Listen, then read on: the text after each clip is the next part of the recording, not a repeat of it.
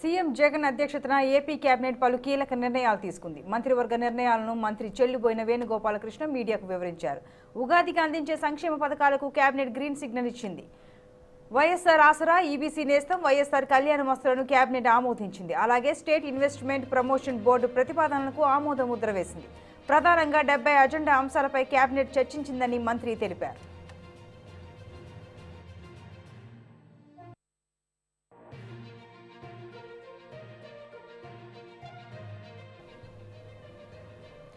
NTPC ఆధ్వర్యంలో అనకాపల్లి జిల్లా పూడిమడక వద్ద న్యూ ఎనర్జీ పార్క్ ఏర్పాటుకు ప్రభుత్వం గ్రీన్ సిగ్నల్ ఇచ్చింది. మొదటి విడతలో 55,000 కోట్లు, రెండో విడతలో మరో 55,000 కోట్లు పెట్టుబడికి అంగీకారం తెలిపింది. మొత్తంగా 1,10,000 కోట్ల పెట్టుబడిని ప్రభుత్వం పెట్టనుంది.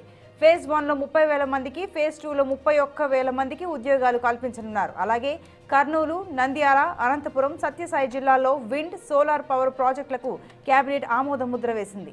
4 విడతల్లో మొత్తంగా 10,500 కోట్ల పెట్టుబడి పెట్టనుండగా 2,000 మందికి ఉద్యోగాలు కల్పించనున్నారు. అలాగే కొత్త పాలసీలో భాగంగా పంప్డ్ స్టోరేజ్ హైడ్రో ప్రాజెక్టులకు కేబినెట్ ఆమోదం తెలిపింది.